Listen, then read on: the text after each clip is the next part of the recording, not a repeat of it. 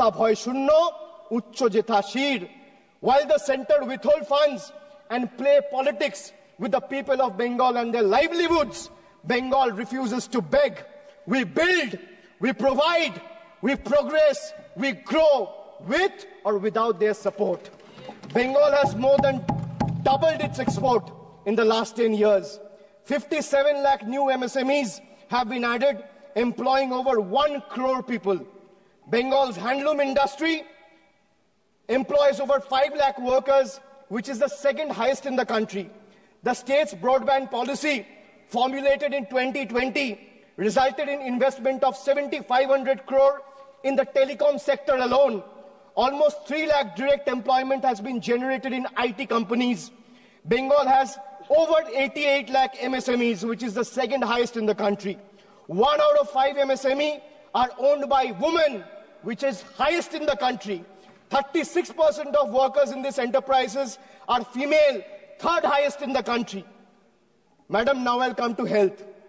India remains one of the lowest healthcare spenders globally, investing a mere 3% of its GDP, far behind China's 5% and United States of America's 16%. For a country of 140 crore people, this level of investment is not just inadequate, it's an outright betrayal of public health.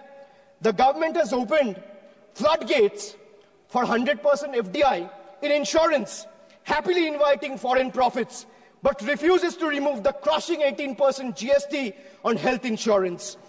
So while the corporates enjoy free rein, the common man is taxed while they are fighting for their own lives. This is not reform. This is a rigged game where the poor and the downtrodden and the common people of the country are deliberately made to lose. Instead of strengthening government hospitals, this government prioritizes private insurance. Models like PMJAY, whose allocations shot up by 29%, essentially funneling public money into corporate pockets. Strengthening public health care could have benefited millions, but instead government chose to privatize health care under the guise of welfare.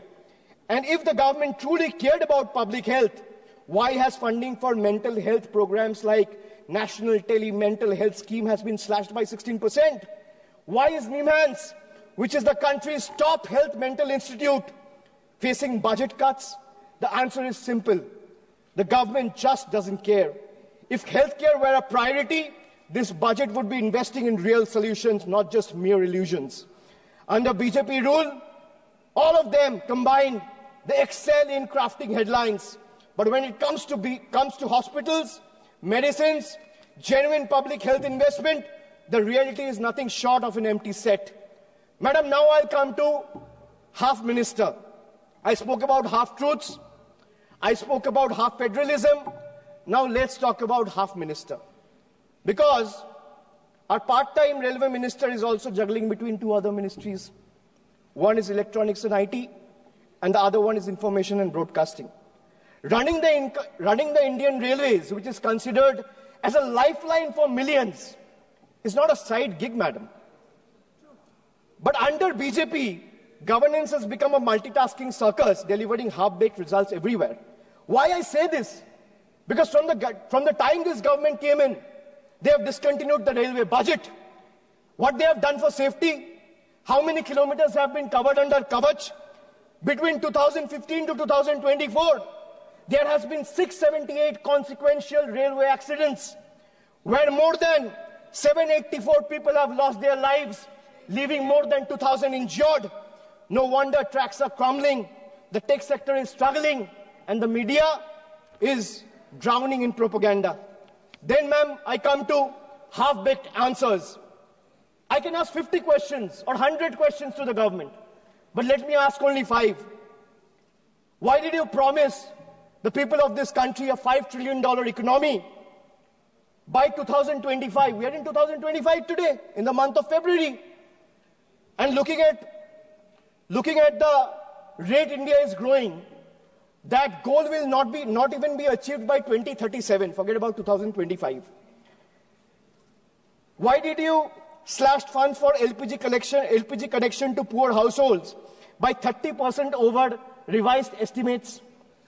Why have you slashed funds for crop insurance scheme by 25% over revised estimates? Why has the Data Protection Board of India given only 5 crore rupees when the cost of running Parliament for a single day is more than 9 crore rupees? Why has the budget allocation for minority affairs have been slashed by 57%, decreasing significantly from 1,575 crores in 24-25 to 678 crores in 25-26. These are hard facts. These are data. Ma'am, now I come to half accountability. After half truths, after half federalism, after half minister, after half-baked answers, I come to half accountability. A government is expected to be 100% accountable. But this coalition government believes in half accountability. You all must be wondering, where is the other 50%? Well, that's conveniently covered by the Godi media. Because if you ask them, if you ask the media, according to them, this government is working 200%, is functioning at 200% efficiency. And in their world, in the media's world, there are no failures. Failures are invisible. Questions are forbidden. The only policy is propaganda. Ma'am, let me make just two quick points to prove their half accountability. In price rise, the food inflation in 2024 averaged at 8%. In October, food inflation was at 14-month high. The bottom 5% spends 66 rupees a day, while the cost of 2 veg thalis exceeds 150 rupees. Household savings have dipped to a 50-year low. In case of unemployment, youth unemployment is at a staggering 45%. 3 out of 10 graduates today are unemployed. Under PMKVY, only 18% of the trained candidates were placed. Over 90% of the workforce employed in the informal sector lack job security and benefits. Madam, now I'll come to half delivery. Now let me present before you a few examples of half delivered services. Time and again, this government has misled the people, making tall claims, but has failed to deliver where it truly matters. I'll start with Beti Bachao, Beti Padhao. Launched with much hype and fanfare to promote girl child education and welfare, yet over 80% of the scheme's budget was spent on publicity rather than spending it on the actual benefit for girls. Then I come to Jan Dhan Yojana, bank accounts without bank services. Under the Jan Dhan Yojana, 54.66 crore, that means 50 crore, 54 crore, 66 lakh accounts were opened. But 11 crore, 58 lakh accounts remains inoperative. And out of this 54 crore accounts, 33 crore, 67 lakh accounts have balance less than 1,000 rupees. This is a perfect example of financial inclusion in paper, but financial struggle in reality. Ma'am, they spoke about doubling farmers' income, a forgotten promise. They promised to double the farmers' income by 2022. We are in 2025. But today, farmers are drowning in debt, facing stagnant crop prices, rising input costs, and no legal MSP guarantee. Pradhan Mantri Fasal Bima Yojana benefit insurance companies more than the farmers. Smart Cities Mission, hype versus reality. They promised over 100 smart cities, but most projects today remain on paper or are rather incomplete. Basic infrastructure in many towns are crumbling, while funds remain underutilized or diverted to beautification projects. They spoke about making in India. That means they spoke about revolutionizing the manufacturing industry. But what is the reality and truth of Make in India? More imports, less manufacturing. Local industry today struggles under the rising imports from China, inconsistent policies, and low capital investment.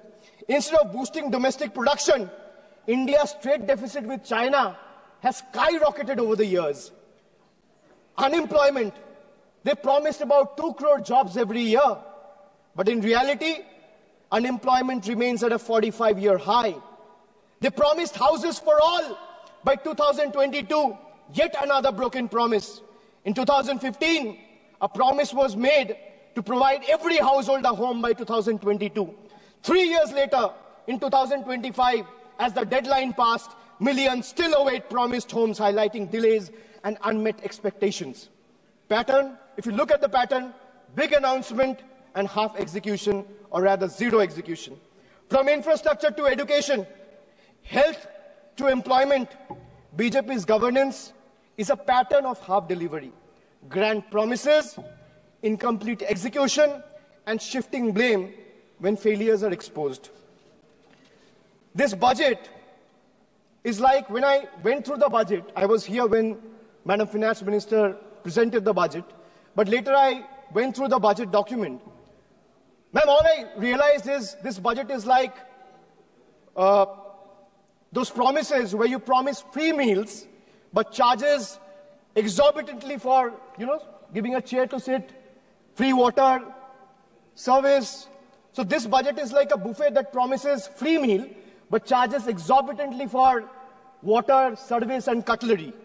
While taxpayers find momentary relief in minor reduction in income tax slabs, the government swiftly offsets these benefits through indirect taxes on fuel, essential commodities, rising road tolls, and higher consumer good prices driven by the increased GST rates. It's evident that these reliefs are nothing more than a mere illusion.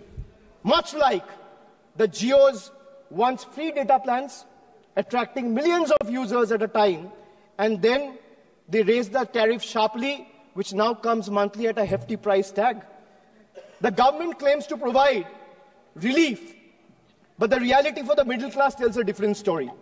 Let me give you another small example, and these are real examples. The government claims of an 80,000 tax benefit for an individual whose income is 12 lakh rupees annually. But it's nothing but a misleading farce. They thumb their chest about relief while simultaneously bleeding the common taxpayer dry through GST and unchecked inflation.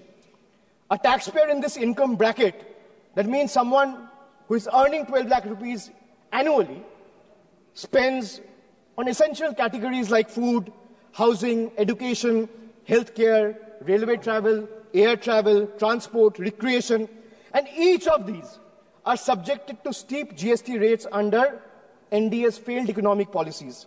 The result, if you do a quick calculation, you will see that someone earning 12 lakh rupees ends up inadvertently paying 98,000 in GST. So the illusion of 80,000 tax benefit that BJP is desperately trying to sell, in reality is snatched away from GST alone. That means someone earning 12 lakh rupees is inadvertently having to pay 98,000 rupees on the account of GST alone. Then you have surcharges, you have cess, you have toll tax, you have many other tax. You have STT, security tax. And why I talk about GST? Because whatever one required to exist, madam, from medicines to tea, from toiletries to toothpaste, from hair oil to cooking oil, from fuel to oxygen cylinders, from rice to sugar, from butter to ghee, from undergarments to footwear, from biscuits to even popcorn at the movies, everything is taxed. In fact, more is lost to GST than they claim to give back. To make matters worse, there are several other taxes like I mentioned. There is toll tax, there are security transaction tax, there are cesses, there are surcharges, and then there's inflation also, which continues to erode whatever little remains. With an average 6% annual inflation, if someone is earning 12 lakh rupees today, that will shrink down to 10 lakh in 3 years. The only thing that is not taxed, or is rather untouched, is BJP's list of misleading promises and their sheer incompetence. That's only untaxed. The budget remains completely failure, and the budget also reminds me from a scene from a popular movie of Three Idiots. All of us have seen the movie. It went very popular. And throughout caste, creed, and religion, everyone loved the movie. So, ma'am, the budget reminds me of the movie Three Idiots, where Amir Khan's character, Rancho, exposes the education system's obsession with rote learning over genuine understanding. Similarly, today's government reminds me of the deceptive college director virus. And the role of virus was played by, I'm not talking about the viruses present here, I'm talking about the college director virus whose role was played by Boman Irani. So the college director virus, what he used to do? He used to offer flashy numbers, grand schemes that prioritized ranking over real progress. Much like virus, the focus seems to be on the surface level over real achievements, presenting a polished image rather than addressing the true needs of the people. Or if we take a page from the history, the British during the colonial rule, they promised reforms while continuing to exploit India's resources. BJP's budget follows the same playbook, advertising tax relief while ensuring the burden is transferred through hidden economic policies that favor big corporations and the elite, leaving small businesses and working class struggling.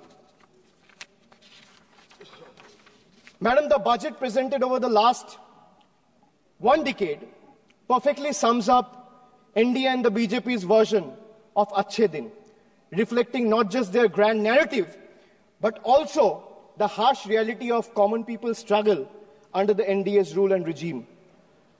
If I'm a citizen of India, I have to pay tax on the money I earn. If I'm a citizen of India, I have to pay tax on the money I spend. I'm a citizen of India, I have to pay tax on the things I buy, I have to pay tax on the things I sell. And moreover, pay tax on things that are already taxed, bought with money that is already taxed. Correct. Just imagine, you earn, you pay tax. You spend, you pay tax. You buy, you pay tax. You sell, you pay tax.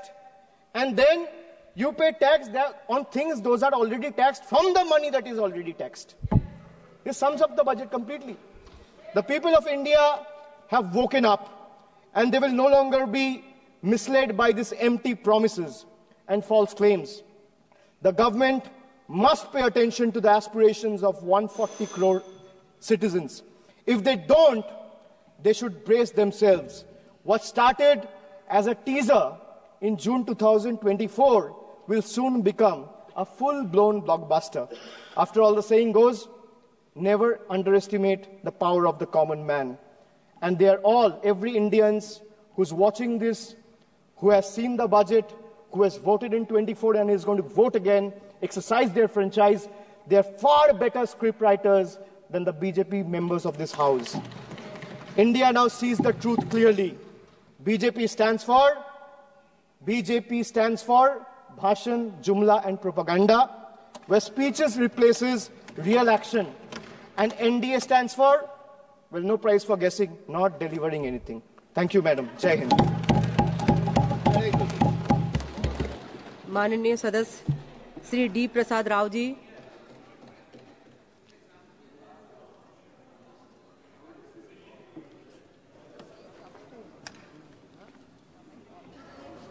Honorable Speaker and honorable members, I am deeply grateful for the opportunity to address this transformative and growth-oriented budget. I extend my heartfelt thanks to the Honorable Finance Minister for presenting the Viksit Bharat budget.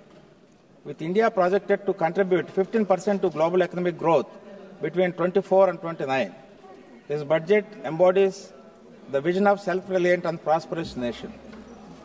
Under the dynamic leadership of Nara Chandrababu Naidu Garu and the NDA government, Andhra Pradesh has seen crucial developments such as the revival of Visakhapatnam Steel Plant with an allocation of 11,440 crore and the timely establishment of South Coast Railway Zone.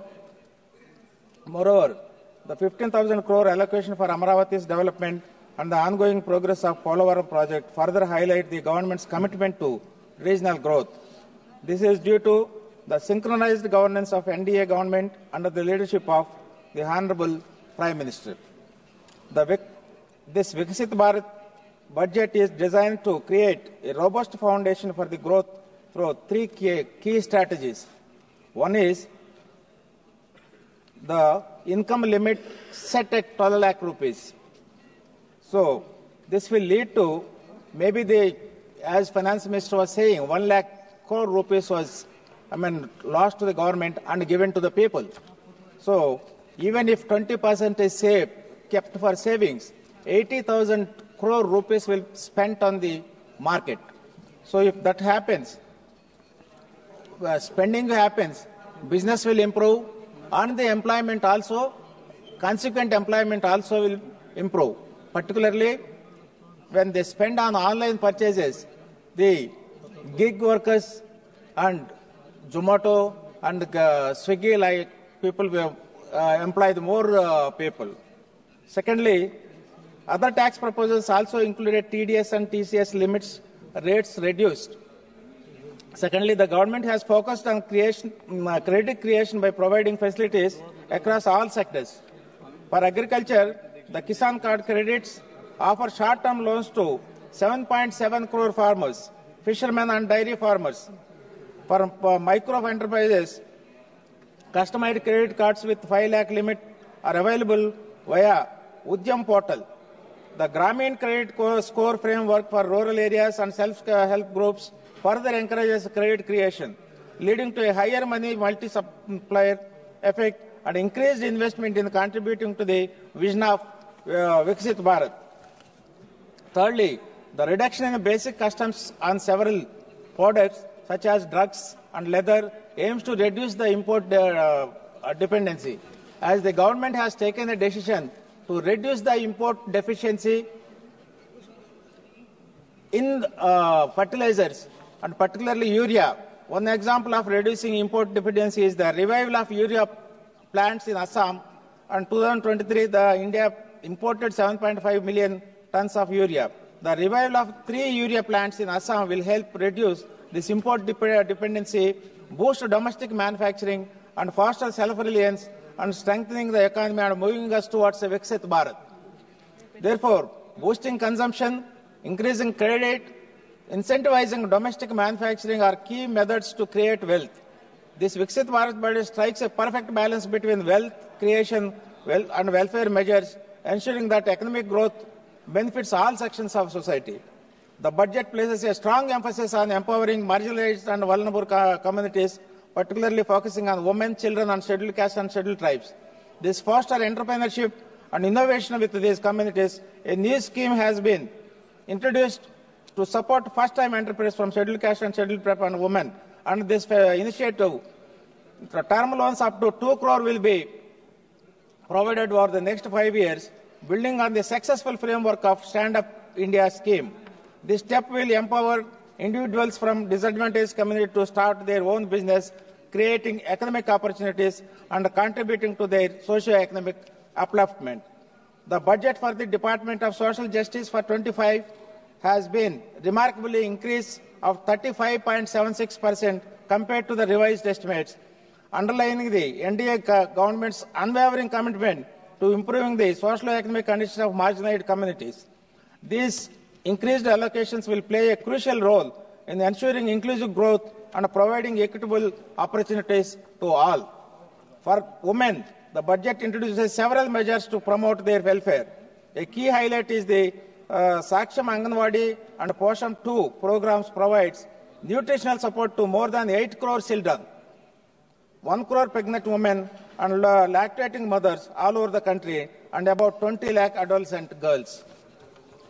The budget also recognizes the importance of children's welfare with increased allocations and aimed at enhancing educational opportunities. Programs like Samagra Shiksha and PM Shri have seen significant hikes, ensuring better access to quality education.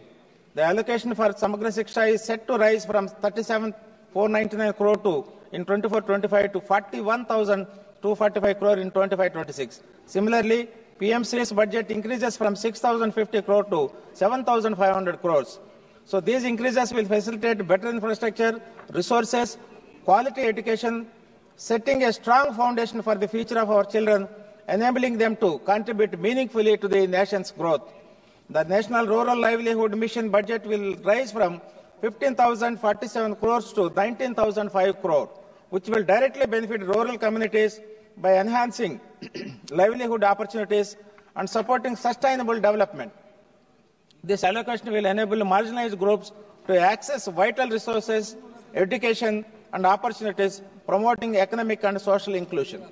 In conclusion, the Viksit Bharat budget is a remarkable treatment to the perfect harmony between health creation and welfare, paving the way for inclusive and sustainable growth. For Andhra Pradesh, the future shines brightly as the state's strategic developments boosted by this visionary budget will undoubtedly position it as a vibrant engine driving India's rise. As we work together toward a Viksit Bharat, Andhra Pradesh will stand tall as a shining example of progress and prosperity. In addition to this, I have a few suggestions. Honorable Finance Minister, please consider to keep an eye on fiscal deficit and interest payments which are increasing. And government schemes for downtrodden, that is SC, ST and BCs, are not reaching to the target people. One example is that the allocation for food supplies in the budget is major, which is being merged with the PDS system. So this kind of thing, which is allocated in addition to the regular budget, but it has been merged into this. So with this, I thank the Speaker and I conclude. Thank you very much.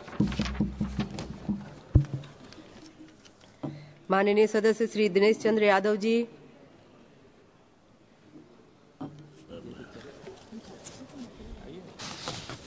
धन्यवाद सभापति जी। मैं वर्ष 2025-26 के आम budget पर बोलने के लिए खड़ा हूँ। माननीय वित्त मंत्री जी, इस वित्तीय वर्ष के लिए 50,65,345 करोड़ रुपये का कुल खर्च का बजट प्रस्तुत किया है, जिसमें उनका आकलन है कि आय से 34,96,409 करोड़ होगा एवं बाकी धन अन्य स्रोत से प्राप्त होगा। सरकार का यह काफी उदार बजट है, जिसकी सराहना काफी हो रही है। मध्य वर्ग को आय की सीमा में 12 लाख तक की छूट के मध्य वर्ग एवं वेतनभोगी वर्ग काफी खुश है। साथ ही टीडीएस में छूट भी आम नागरिकों को टैक्स में राहत देने का काम करेगा। वरिष्ठ नागरिकों को ब्याज पर वर्तमान टीडीएस 50,000 को बढ़ाकर 1 लाख करना, इसी प्रकार किराए की आमदनी पर टीडीएस की वर्तमान सीमा 2,40,000 से बढ़ाकर 6 लाख कर देने से आम जनता को लाभ मिलेगा। इसी माह टैक्स प्रणाली में उदारता और सरलीकरण का लाभ कर दाताओं को मिलेगा। इसके लिए मैं माननीय वित्त मंत्री जी एवं प्रधानमंत्री जी का अभिनंदन करता हूं। माननीय वित्त मंत्री जी अपने प्रस्तुति के क्रम में कहा कि बिहार में पश्चिमी कोसी नहर ARM परियोजना के लिए वित्तीय सहायता दी जाएगी, जिसमें करीब 50,000 हेक्टेयर से अधिक भूमि पर बड़ी संख्या में खेती करने वाले किसानों को लाभ होगा। इसके लिए मैं माननीय वित्त मंत्री जी, प्रधानमंत्री जी और बिहार के लोकप्रिय मुख्यमंत्री माननीय नीतीश कुमार जी का आभार व्यक्त करता हूं और आग्रह करता हूं कि इसी तरह पूर्व कोसी नहर के लिए भी सहायता दी जाए। यह परियोजना पूर्ण रूपेण केंद्रीय परियोजना पर चलना चाहिए। अगर राज्य को इस परियोजना में भागीदारी दिया गया तो वैसे ही बिहार की आर्थिक स्थिति कमजोर है। राज्य को अतिरिक्त वित्तीय दबाव परियोजना को विलंब की ओर ले जाएगा। अतः केंद्र सरकार कोसी नहर परियोजना को केंद्रीय परियोजना के रूप में स्वीकृति दे, यह मेरी मांग है। अध्यक्ष महोदय, माननीय वित्त मंत्री जी, पटना और बिहटा के एयरपोर्ट के विस्तार के अलावा ग्रीनफील्ड एयरपोर्ट के निर्माण का प्रस्ताव किया है। यह काफी सराहनीय कदम है। इसमें उस क्षेत्र के विकास को बढ़ावा मिलेगा, ही वहां रोजगार के अवसर भी बढ़ेंगे। बिहार सरकार के माननीय मुख्यमंत्री श्री नीतीश कुमार जी ने क्षेत्रीय उड़ान योजना अंतर्गत सहरसा एवं बीरपुर एयरपोर्ट को अपग्रेड करने का प्रस्ताव केंद्र सरकार को दिया है। इसका प्री फिजिबिलिटी सर्वेक्षण भी हुआ है, इसकी मंजूरी सिर्फ देकर वहां से प्लेन चलाने के लायक किया जाए, जिससे वहां के लोगों को भी विमान की सुविधा मिल सकेगी। इसी प्रकार बिहार में मखाना बोर्ड की स्थापना का प्रस्ताव के लिए मैं उनका धन्यवाद देता हूं। आशा है कि यह बोर्ड जल्द ही स्थापित होगा, जिससे मखाना किसानों को इसका लाभ मिल सकेगा। सभापति जी, मैं बिहार राज्य के कोसी क्षेत्र से आता हूं, जहां बाढ़ विशेष रूप से प्रतिवर्ष जनमानस के लिए कठिनाइयों को लेकर ही आता है। पूरा कोसी क्षेत्र एवं उसकी बिहार प्रति वर्ष बाढ़ की विभीषिका को झेलने के लिए मजबूर रहता है। स्वतंत्रता प्राप्ति के बाद से अब तक केंद्र एवं राज्य सरकार बिहार में बाढ़ के समस्याओं से निपटने के लिए अथक प्रयास करती रही है, किंतु सारे प्रयास एवं परियोजना असफल ही हुए हैं। एक ठोस एवं कारगर नीति अभी तक नहीं बनी। आम जनता को भारी जान माल की क्षति होती है, इसके पूरी की पूरी कमाई बाढ़ में बह जाता है। महोदय, मैं कोसी क्षेत्र के बाढ़ की विनाश लीला को पिछले 7 दशकों से देखता आ रहा हूँ। अनुभव के आधार पर पुनः केंद्र सरकार से आग्रह करना चाहता हूँ कि सरकार नेपाल सरकार से बात करके नेपाल से निकलने वाली कोसी नदी, जो प्रत्येक साल बिहार को तबाह करती है, उसमें बड़ा क्षेत्र में हाई डैम बनाए और पानी को बरसात के समय वही नियंत्रित करने से बिहार में बाढ़ की समस्याओं से निदान मिल सकता है। इसमें राज्य सरकार को भी विश्वास में लेने की आवश्यकता है, क्योंकि तकनीकी विशेषज्ञों की राय राज्य सरकार के पास है। कोसी नदी में प्रत्येक साल अत्यधिक गाद मिट्टी आने से नदी का सतह ऊंचा होने से पानी अनियंत्रित होकर नदी के ऊपर से होकर तबाही मचाती है। इसलिए केंद्र सरकार से मांग करता हूं कि एक योजना बनाकर कोसी नदी से गाद निकाली जाए। सभापति जी, माननीय वित्त मंत्री जी ने रेलवे के लिए बिहार को 10,066 करोड़ रुपया आवंटन दिया है। यह अपर्याप्त है, इसे बढ़ाने की आवश्यकता है। मैं सहरसा से नई दिल्ली के लिए एक जोड़ी वंदे भारत स्लीपर ट्रेन एवं पटना पूर्णिया अमृत भारत ट्रेन के परिचालन का मांग करता हूं। वैसे तो मैं रेल मंत्री जी को अपने क्षेत्र के रेल संबंधी समस्याओं से समय समय पर पत्रों के द्वारा और सदन के माध्यम से संज्ञान में लाने का काम करता हूं, किंतु अभी भी बहुत सारी समस्याओं का निदान नहीं हुआ।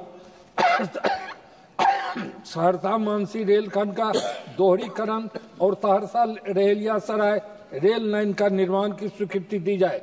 महोदय, मुझे एवं देशवासियों के लिए यह खुशी की बात है कि भारत जल्द ही विश्व की तीसरी बड़ी अर्थव्यवस्था बनने वाली है। सरकार का पूरा फोकस इस दिशा में काम कर रहा है। इससे देश जल्द ही विकसित भारत बनने की दिशा में आगे बढ़ेगा, किंतु सभी प्रयासों के बावजूद चीनी सामान एवं वस्तुओं का अभी भी सस्ता और आकर्षण होना एक प्रश्न है, जिस पर सरकार को ध्यान देने की जरूरत है। सभापति महोदय, मैं अंत में गरीब, मध्यवर्ग, युवाओं, किसानों एवं अन्नदाताओं को ध्यान में रखकर उनके विश्वास को बढ़ावा देने वाले बजट प्रस्तुत करने के लिए माननीय वित्त मंत्री जी का आभार व्यक्त करता हूं एवं बजट प्रस्ताव का समर्थन करता हूं। धन्यवाद। माननीय सदस्य श्री तारिक अनवर जी।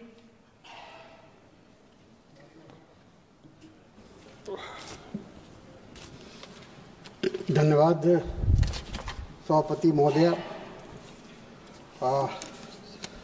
मैं अपनी बात आपके इजाज़त से बजट के ऊपर कुछ कहना चाहता हूँ, कोई अपनी बात कहना चाहता हूँ। सभापति महोदय, मैं कोई अर्थशास्त्री नहीं हूँ और ना ही मेरा विषय ये रहा है। मैं एक साधारण विद्यार्थी रहा हूँ। एक आम नागरिक होने की हैसियत से जो आम लोगों की जो भावना है उसको आपके सामने और सदन के सामने रखने की इजाज़त चाहता हूँ। अध्यक्षा महोदय, हर वर्ष की तरह इस बार भी जो आंकड़े के जाल में सरकार के द्वारा भ्रमित करने का प्रयास किया जा रहा है वो बहुत ही अफसोसनाक है, चिंताजनक है। पिछले दिनों प्रधानमंत्री द्वारा राष्ट्रपति के अभिभाषण के उत्तर में जिस प्रकार से गलत बयानी से काम लिया गया वो आश्चर्यजनक है। शायद देश के मशहूर शायर ने इसी अवसर के लिए ये पंक्ति लिखी थी कि वो झूठ बोल रहा था बड़े सलीके से, मैं एतबार न करता तो और क्या करता। वही हालत हो गई है हमारे देश की सरकार की। सभापति महोदया, मोदी सरकार ने 2024 के लोकसभा चुनाव से कोई सबक सीखने की कोशिश नहीं की, जबकि जो परिणाम आए थे उसके बाद भारतीय जनता पार्टी को और सरकार को इस बात का ख्याल करना चाहिए था कि आने वाले समय में हमें ऐसा बजट देना है या ऐसा कदम उठाना है, ऐसा रोड मैप बनाना है जिससे जो हमारे देश की जो मुख्य समस्याएं हैं उसको दूर किया जाए, उसका रास्ता निकाला जाए, परंतु ऐसा हुआ नहीं। आने वाला बजट एक ऐसा दस्तावेज होगा, लोगों ने सोचा था कि उस दस्तावेज में गरीबी कम करने, बेरोजगारी दूर करने और कुछ ऐसे उपाय बताए जाएंगे जिससे महंगाई से आम लोगों को निजात मिल सके। लेकिन मायूसी के साथ कहना पड़ता है कि कोई कारगर उपाय नहीं सुझाया गया है इस बजट में। अध्यक्षा महोदय, सभापति महोदया, ये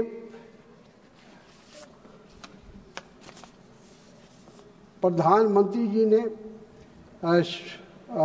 राष्ट्रपति अभिभाषण पर अपने वक्तव्य में दावा किया कि पिछले 10 वर्षों में 25 करोड़ लोग गरीबी रेखा से बाहर निकले हैं। ये सुनने में अच्छा लगता है, लेकिन वास्तविकता इसके बिल्कुल विपरीत है। मैं सरकार से कुछ बुनियादी सवाल पूछना चाहता हूँ। अगर गरीबों की संख्या घटी है तो उपभोग दर में कमी क्यों नहीं आई? अगर सिर्फ 15 करोड़ लोग गरीब बचे हैं तो फिर 80 करोड़ लोगों को मुफ्त राशन की जरूरत क्यों पड़ रही है? अगर गरीबी वाकई घटी है तो नीति आयोग के इस दावे को विश्व बैंक और IMF जैसे अंतर्राष्ट्रीय संस्थान क्यों नहीं उसको स्वीकार कर रहे हैं?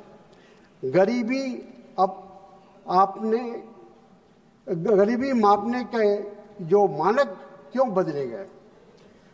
नरेंद्र मोदी जी, आपकी सरकार रुपए की लगातार गिरती कीमत को रोकने में असफल है। पहली बार रुपया 87 के पार पहुंच गया है। इस असफलता की कीमत भारत के लोगों को चुकानी पड़ रही है। कांग्रेस की सरकारों ने गरीबी हटाने के लिए ठोस कदम उठाए। ये जो अक्सर प्रधानमंत्री बोलते हैं कि हम सिर्फ नारे नहीं देते हैं गरीबी हटाने का, और बल्कि हम उसके लिए काम कर रहे हैं, उसके लिए उपाय ढूंढ रहे हैं। लेकिन मैं बताना चाहता हूं कि कांग्रेस ने भी अपने कार्यकाल में जो गरीबी को दूर करने का मात्र नारा नहीं दिया था। सभापति महोदया, हमारे लिए गरीबी हटाओ सिर्फ एक नारा नहीं था। इंदिरा जी की सरकार से लेकर उसके बाद की कांग्रेस सरकारों ने गरीबी हटाने के लिए वास्तविक योजनाएं बनाई।